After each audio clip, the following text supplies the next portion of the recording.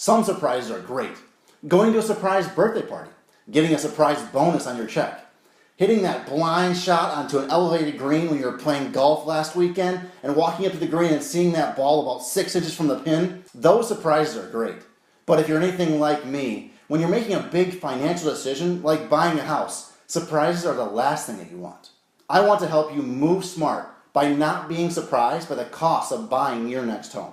Today I'm going to share with you 3 expenses of buying a home that most often catch buyers by surprise and teach you how to stay a step ahead and save some of that money.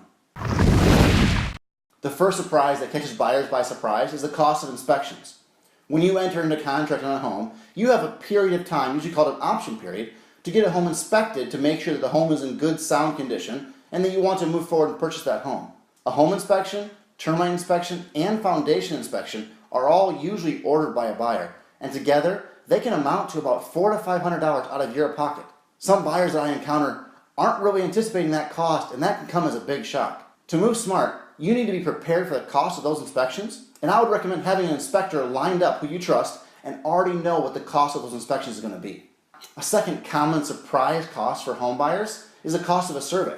Well, what is a survey? A survey is kind of a top-down map of your property that shows the property lines and boundaries. It shows the layout and the foundation of your home and any other structures that are on that property.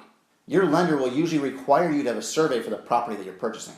The good news is that often sellers have a survey from when they purchased the home last, but the lender and the title company usually have to check out that survey to make sure that it's still good. If not, someone is going to pay for a new survey, and the cost of that is usually about $500. If that expense comes as a surprise to you when you're buying a home, it can feel like a gut punch. $450 to $500 for a new survey is a lot of money, and these costs are starting to add up. To move smart, before you submit an offer, have your agent check with the seller to make sure that he has a survey that will work. If he doesn't, the agent can negotiate on your behalf to have the seller pay for that new survey. One other expense that catches buyers by surprise is closing costs. Now, most buyers that I work with have heard of closing costs, but they don't really know how much they are, what they are, or when they pay for them. If you don't know what to expect for closing costs, you could be caught off guard by the estimate your lender gives you, or worse yet, you could be completely floored by the final closing statement you receive just a few days before closing. The simplest explanation for closing costs is that they are the lender fees, title fees, and prepaid taxes and insurance that you pay at closing in addition to your down payment. Usually those closing costs are about 2 to 3% of the purchase price of your home. So if you're buying a home that's $200,000, you can expect to pay about $4,000 to $6,000 in closing costs. That's a huge expense if you weren't anticipating it. To move smart, talk to your lender and find out what are the closing costs that you should expect for the loan program that you're using and plan and save for that. Also, you can have your agent negotiate for you to have the seller pay for some of those closing costs.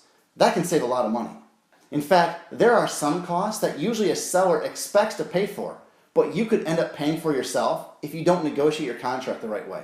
These costs are a list of the 3 biggest surprises for buyers. For a comprehensive list of the expenses that you should expect when purchasing a home, you can download my free guide, Moving Smart by Knowing Your Expenses, in the link below. I hope this information can help you move smart.